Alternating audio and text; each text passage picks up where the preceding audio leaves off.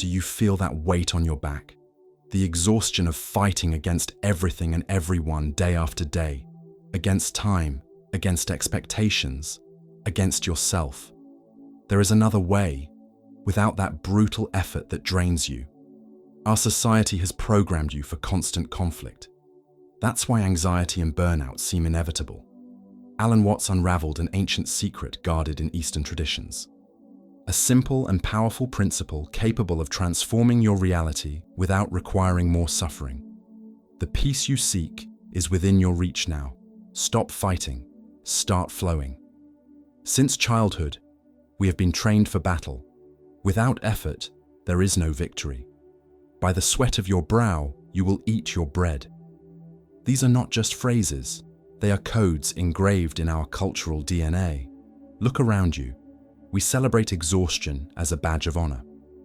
We normalize exhaustion as a sign of commitment. We glorify those who work 80 hours a week, who sacrifice sleep, health, and relationships on the altar of success. This is the fundamental lie, that to be valuable, we must constantly be pushing rocks uphill. The harder it is, the more valuable. The more painful, the more meaningful. And what is the result? Exhausted bodies, fractured minds, broken spirits. A silent epidemic of people functioning on autopilot, numbed by medications, screens, and distractions, all to endure an existence that feels more like a marathon with no finish line. The most perverse aspect is how we've internalized this system. The whip no longer needs to come from outside. We flog ourselves. We feel guilty for resting, shame for pausing, anxiety for not always producing, conquering, advancing. It's as if we've installed faulty software in our minds, one that never allows us to experience enough, sufficient, complete.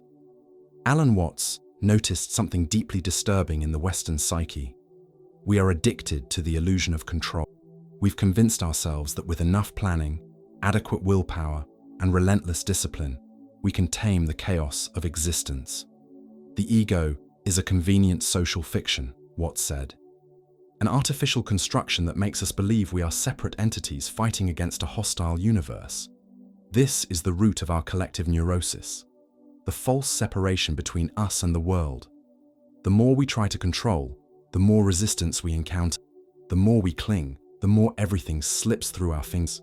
Our obsession with productivity has transformed even rest into another task. Productive meditation, optimized sleep, efficient leisure. We've transformed even our ability to simply exist into another battlefield. Watts identified this fundamental contradiction. We seek peace and happiness through methods that guarantee their impossibility. It's like trying to calm turbulent waters by striking them forcefully. Each attempt only creates more turbulence. The desire for security and the feeling of insecurity are the same thing, Watts warned.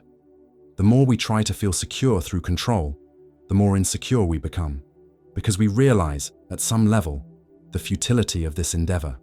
We live in a perpetual state of tension, like musicians who tighten the strings of their instruments too much, producing strident sounds instead of harmonious music.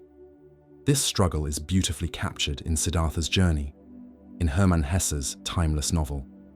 We see young Siddhartha, determined and brilliant, seeking truth through the fierce self-discipline of the ascetics.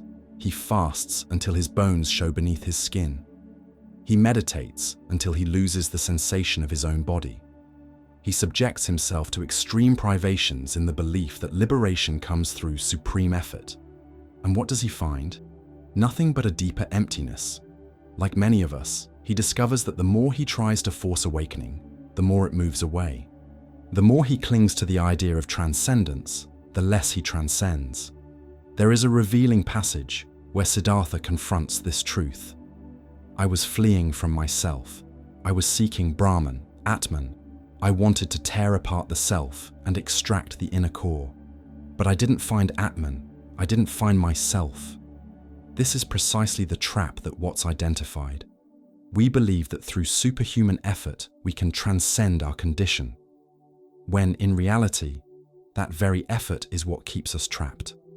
Siddhartha's true transformation only begins when he abandons the path of extreme effort and allows himself to flow with the river of life. Literally, in the case of the novel, when he learns from the ferryman to listen to the river and let it teach him. This is the crossroads where many of us find ourselves. Continue pushing, forcing, controlling, or discover a completely different path that doesn't require us to declare war against the very nature of existence. What Watts and Siddhartha's journey show us is that life is already happening perfectly, even when it seems chaotic. Our struggle for order is, ironically, what creates the greatest internal chaos.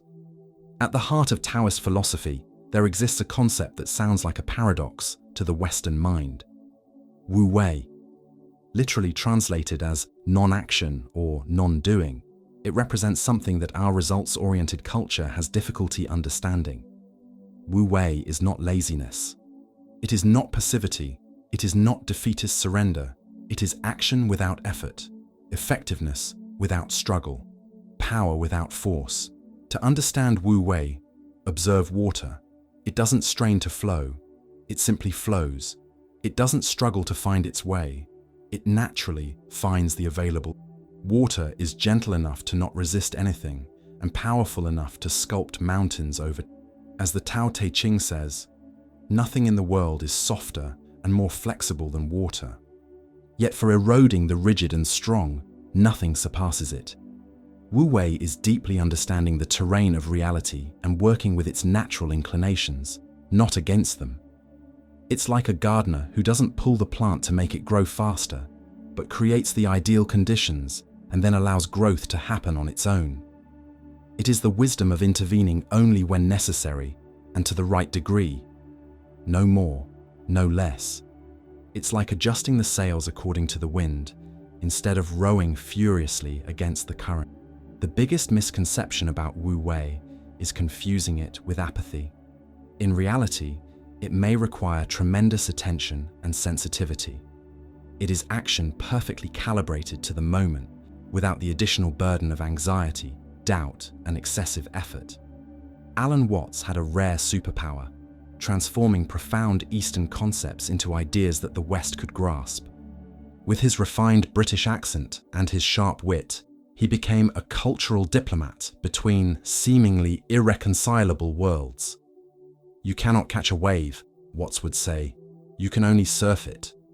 This simple metaphor captures the essence of Wu Wei better than entire philosophical treatises. Watts understood that we were trapped in a cultural trap that made us see life as a series of problems to be solved, rather than a dance to be danced. He recognized our tendency to treat life as a competition, a struggle, a battle, and offered a radically different alternative. The meaning of life is not a problem to be solved, but a reality to be experienced, he insisted. Through brilliant metaphors, Watts translated the untranslatable. He compared our relationship with life to the art of sailing. We don't control the wind or the tides, but we learn to work with them. He spoke of the ego as a fruit, something the tree produces naturally, without effort or planning. Perhaps his most important contribution was showing that Wu Wei was not just an esoteric Eastern concept, but a practical possibility for our daily lives, a way of existing that didn't require us to become monks on distant mountains. There is a moment when you need to make a choice. Continue swimming against the current, or learn the art of flowing with the river of life. If you feel the weight of that daily struggle, subscribe to the channel now. This is not just a digital gesture, it's a declaration to the universe that you're ready to abandon unnecessary suffering. A small action that symbolizes Wu Wei itself, effective, simple, and aligned with the natural flow of your journey. Of all the metaphors used by Watts, the river is perhaps the most powerful and accessible. Life, he suggested, is like a powerful river. It's always flowing, always changing, always moving toward the sea. We cannot stop this flow. Impermanence is the only constant. We have two options. We can swim frantically against the current, exhausting our energies in the desperate attempt to return to a past that no longer exists, or reach a future that has not yet arrived. This is the primary source of human suffering, resistance to what is. Or we can learn to swim with the river, using its own power to guide us. We are not renouncing direction. We can still navigate laterally, find more favorable currents, avoid dangerous obstacles. But we do this by working with the fundamental nature of life, not against it. Suffering, Watts argued, does not come from life's circumstances, but from our stubborn resistance to them. It's as if we were constantly at war with reality, insisting that things should be different from what they are. It is the attachment to a rigid vision of the world that makes us suffer when that vision inevitably collides with the fluidity of reality. When we stop fighting against the river and learn to flow with it, something extraordinary happens. We discover that we have always been part. The separation was an illusion. The swimmer and the river have always been one. The most significant metamorphosis in Hermann Hesse's novel occurs when Siddhartha, after abandoning both extreme asceticism and worldly pleasures, finds himself on the banks of a river. There, alongside the silent ferryman Vasudeva, Siddhartha begins his true education. Not through more effort, but through deep listening. The river knows everything. We can learn everything from it, says Vasudeva. In a revealing passage, Siddhartha realizes, it was not good for me to fight against my destiny. The river taught me to listen, to hear with a quiet heart, with an open and receptive soul. This is Wu Wei in action. It's not giving up, but tuning in so deeply to the nature of reality that the right action arises naturally without the burden of the ego forcing its will. When Siddhartha finally surrenders to the river of life, he realizes that all the voices of creation are contained in it. Past, present, and future, converging in an eternal now. He understands that his struggle to find meaning was, ironically, what prevented him from experiencing it. When someone is searching, reflects Siddhartha, it happens easily that his eyes see only the thing he is searching for, and he is unable to find anything, unable to absorb anything, because he is always thinking only of the thing he is searching for. Searching means having a goal. Finding means being free, being open, having no goal. Why, this is precisely the wisdom that Alan Watts brought from the East. When we stop forcing life to be what we want it to be, we discover that it is already infinitely richer and more complete than we could have ever imagined. Suffering begins to dissolve, not because we've gained control, but because we've abandoned the illusion that such control was necessary or even possible. There is a subtle intelligence operating in our lives when we silence the noise of the mind that plans, controls, and manipulates. It's like an underground current that has always been there, but that we rarely notice amid the chaos of our incessant thought. When we stop forcing, something extraordinary happens. We create space. Space to listen. Space to perceive. Space for a deeper wisdom to emerge. Alan Watts understood that our obsession with control not only exhausts us, but also blinds us to the subtle signals that life constantly offers. As he said, we did not come into this world. We came out of it, like leaves from a tree. When we reconnect with this fundamental truth, that we are expressions of the same intelligence that makes hearts beat, lungs breathe, and flowers bloom, something profound changes in our experience. Intuition, that direct knowledge that arises without the laborious process of analytical thinking, begins to flourish. It's not magic or mysticism. It's simply what happens when we stop interfering with our own nature. It's like clearing the channel so that water can flow freely. We are not creating the water, just removing the blockages that prevented its natural flow. Watts noted that children and artists often access this state with ease. They haven't yet fully internalized the cultural myth that we must force, plan, and control everything. They remain open to the moment, responsive to what emerges, curious instead of calculating. This state of openness and receptivity is not passive. It's deeply active, but without the burden of tension. It's attention without anxiety, presence without pressure. When we stop forcing life to fit our plans, we begin to notice synchronicities, meaningful coincidences, unexpected opportunities that seem to arise from nowhere.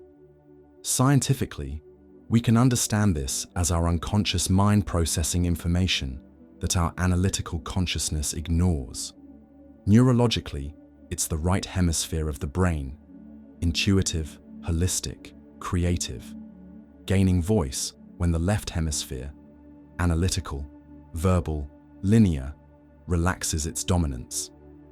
However, regardless of the explanation, the experience is clear. When we stop forcing, the right doors begin to open.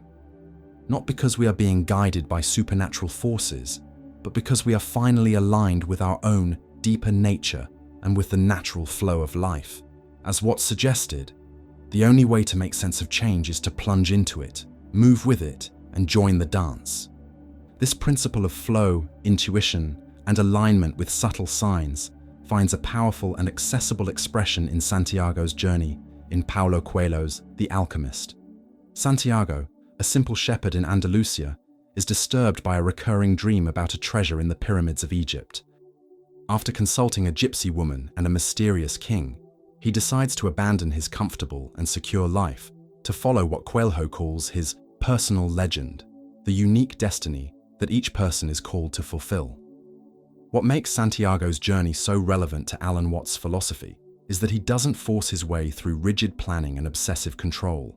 Instead, he learns the subtle art of reading the signs that life offers, what Coelho calls the language of the world.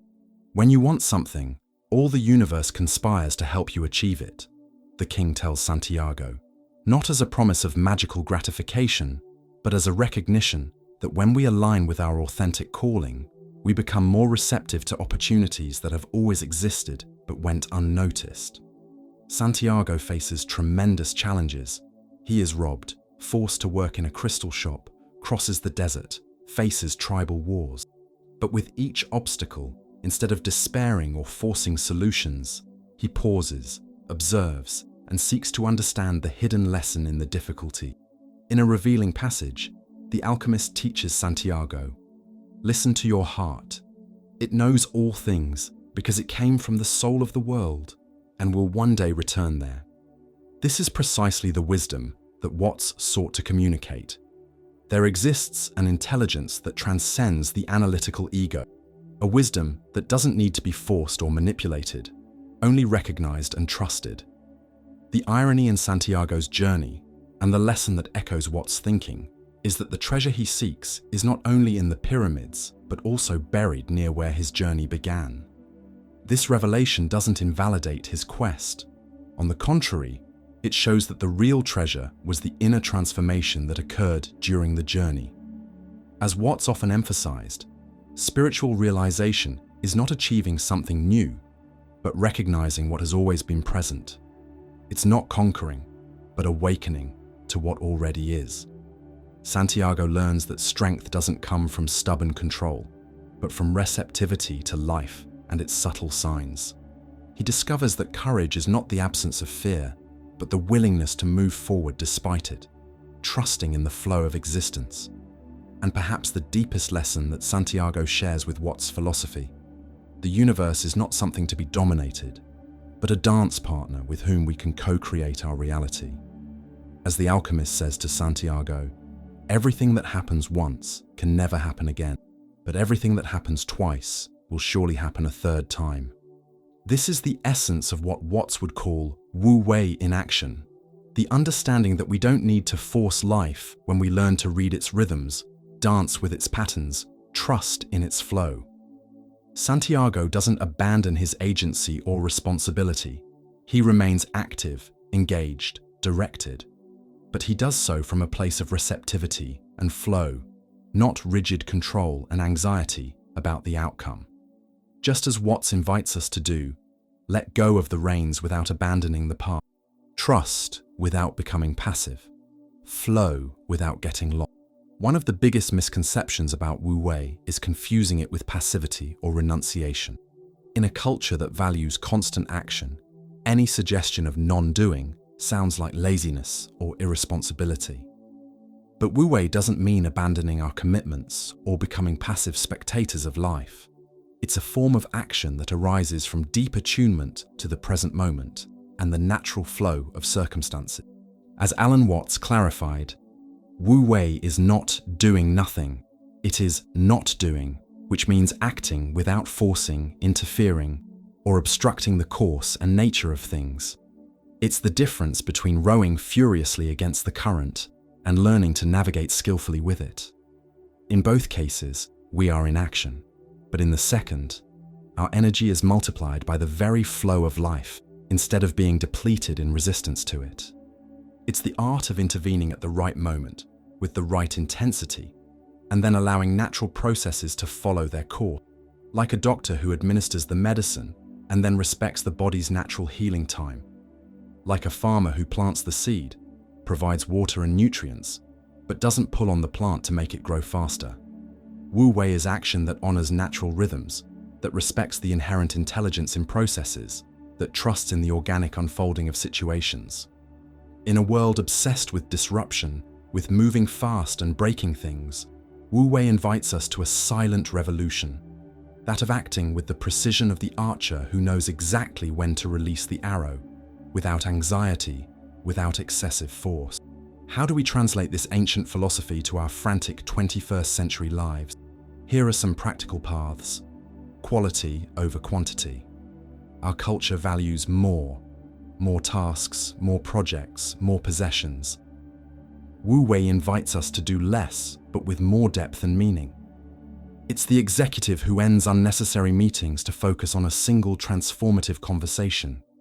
It's the artist who prefers to create a masterpiece than dozens of mediocre pieces. As Lao Tzu said, nature does not hurry, yet everything is accomplished. Knowing how to say no. One of the most powerful manifestations of Wu Wei in modern life is the ability to refuse, not out of aversion or fear, but from clarity of purpose. It's understanding that each yes to something insignificant is an implicit no to something potentially vital. It's the professional who refuses lucrative but draining opportunities to preserve their creativity. It's the parent who declines social commitments to be truly present with their children. Trusting in natural cycles. Wu Wei recognizes that life moves in cycles, not in a straight line. There is time for intense action and time for withdrawal and restoration. There are moments to expand and moments to consolidate. In practical terms, it's respecting our own circadian rhythms instead of forcing ourselves into constant productivity. It's recognizing that after periods of intense creative production, we need intervals of apparent non-productivity for new ideas to germinate. It's abandoning guilt for needing to rest, understanding that rest is not indulgence, but an essential part of the creation cycle. Silencing external noise to hear intuition. In a world of perpetual distraction, Wu Wei requires that we create spaces of silence, not to escape, but to listen more deeply. It's the leader who starts the day with 30 minutes of meditation before checking email.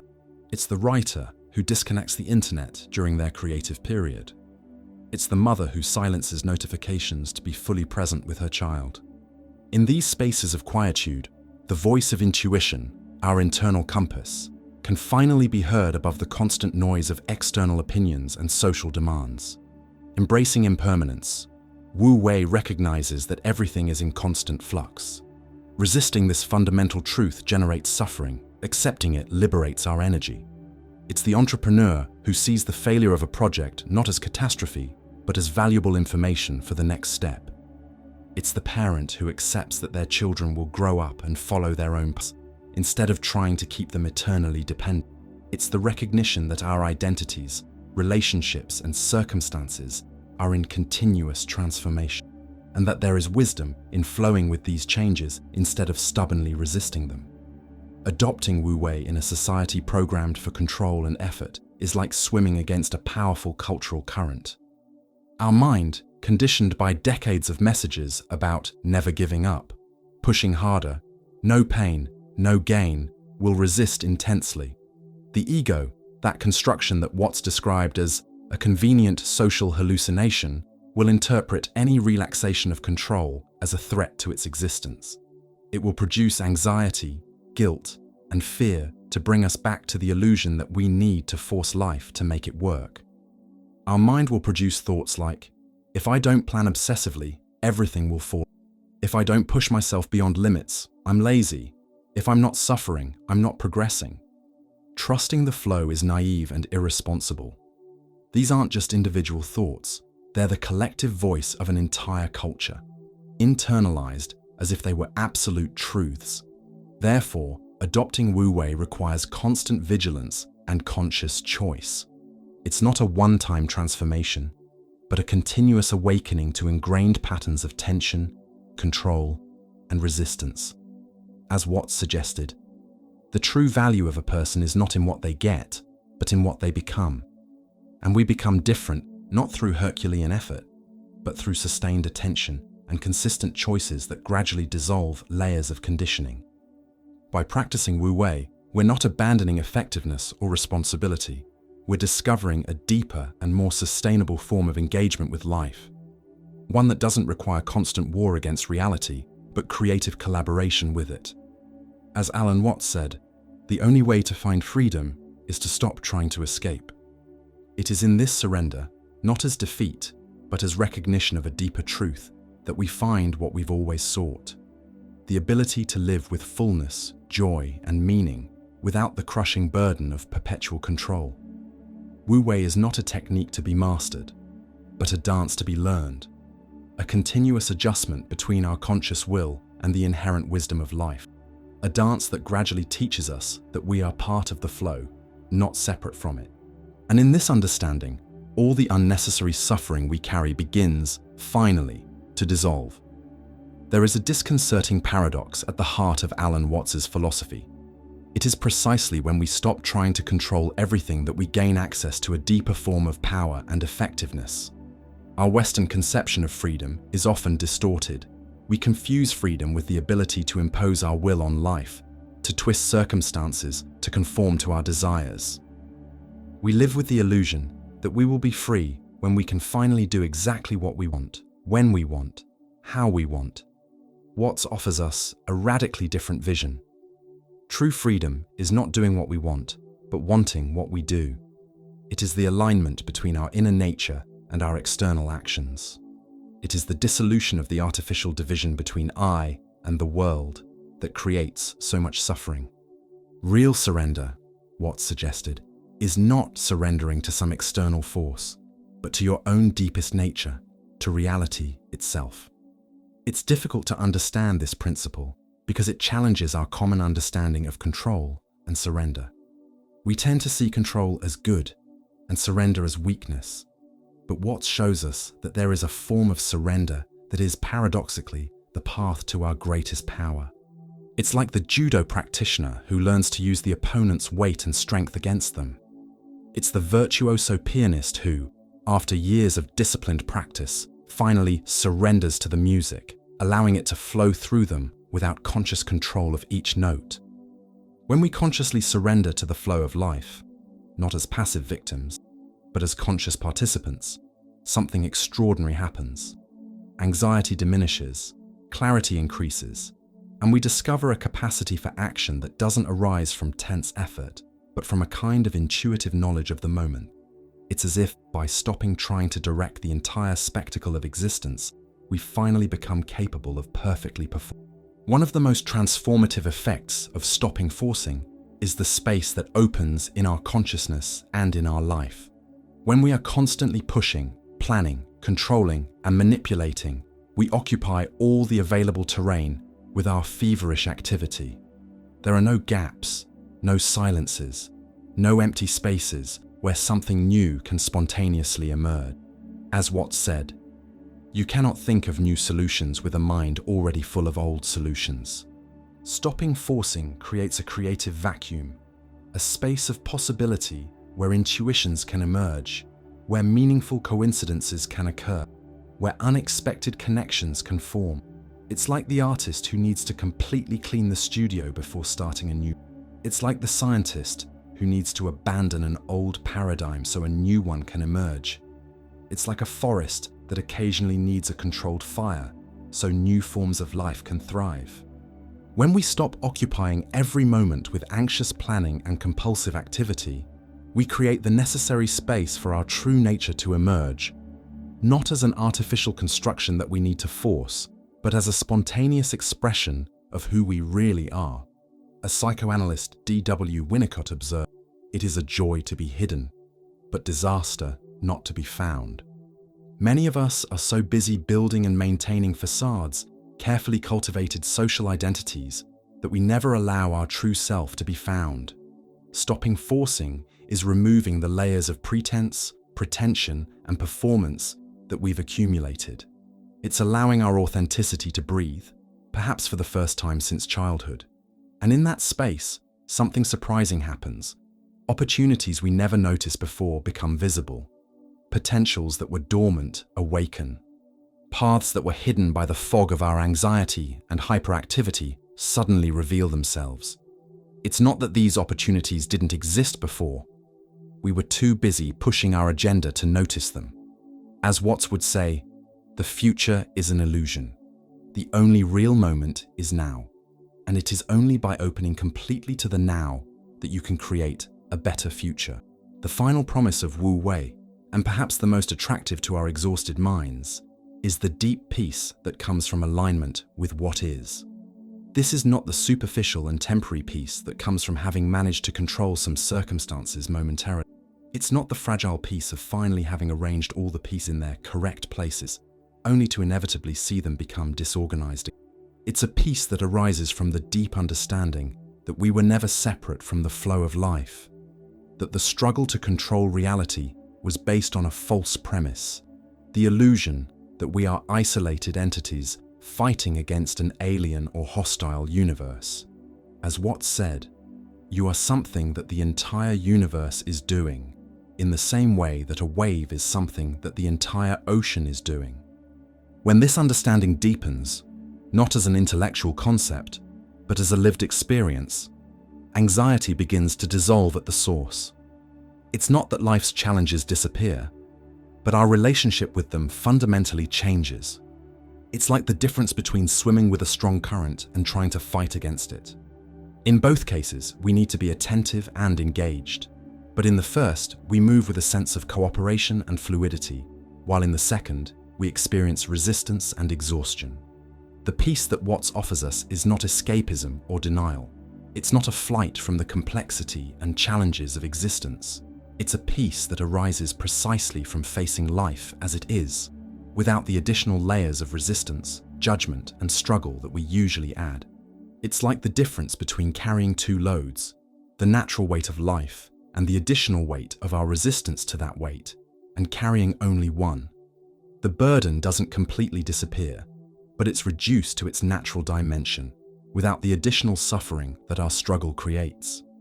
This peace is not a final state to be achieved, but a continuous practice of alignment, a moment-by-moment dance with what arises. It's the peace that comes not from having finally won the battle with life, but from having wisely abandoned that unnecessary battle. As Watts summarized, the only way to make sense of change is to plunge into it, move with it, and join the dance. This is the radical promise of Wu Wei, that by stopping forcing, by consciously surrendering to the flow of existence, we don't become passive victims of circumstances, but conscious participants in the dance of life. And in this conscious participation, without resistance, without struggle, without the additional burden of our perpetual anxiety, we find the freedom we've always sought and the peace we've always longed for. It's not a peace we need to conquer through Herculean effort. It's a peace that's already present when we finally stop interfering with it. It's the recognition of what Watts called the secret of the universe, that it has always been our home, that we were never truly separate, that the struggle to find our place was based on the illusion that we ever lost it. True transformation, therefore, is not becoming something new, but recognizing what we've always been. Alan Watts left us a map, not to control life, but to dance with it. Just as Siddhartha found his peace in the flow of the river and Santiago discovered his treasure by following the signs, you can too. Observe your life at this moment. Where are you forcing too much today? Where do you feel you're swimming against the current? In which areas are you exhausted from fighting? Perhaps it's in a relationship where you're trying to change the other person. perhaps in a career that doesn't resonate with your deeper nature, or simply in the daily battle against your own thoughts and emotions. Letting go of that struggle is not giving up. It's not surrendering to passivity or indifference. It is, paradoxically, finding your true strength and freedom. It's like the Zen archer who, by releasing the arrow without anxiety or tension, precisely hits the target. Wu Wei is not an ideal state to be achieved in the future after years of spiritual practice. It's a possibility that is available at this exact moment, in the simple act of releasing the tension in your shoulders as you watch this video, in the decision to breathe deeply instead of reacting impulsively to the next challenge, in the courage to trust, even if for an instant, that you don't need to carry the weight of the world. As Watts said, the meaning of life is not a problem to be solved, but a reality to be experienced. This is your reality now, not something to be conquered, but something to be lived. Now tell me in the comments, which area of your life do you feel you're forcing the most? Recognizing is the first step. Subscribe to the channel and share, because sharing can illuminate the path not only for you, but for others who are on this same journey. If this video brought any relief or clarity to your life, leave your like as a small gesture of gratitude. Sometimes the deepest transformations begin with the simplest gestures. The river of life is flowing. You can continue fighting against it, or you can learn the art of navigating with its current. The choice is yours, and it is available right now. See you in the next video. Until then, remember Watts's words. You are the universe experiencing itself as human for a brief moment. May you experience that moment with all the grace and lightness it deserves.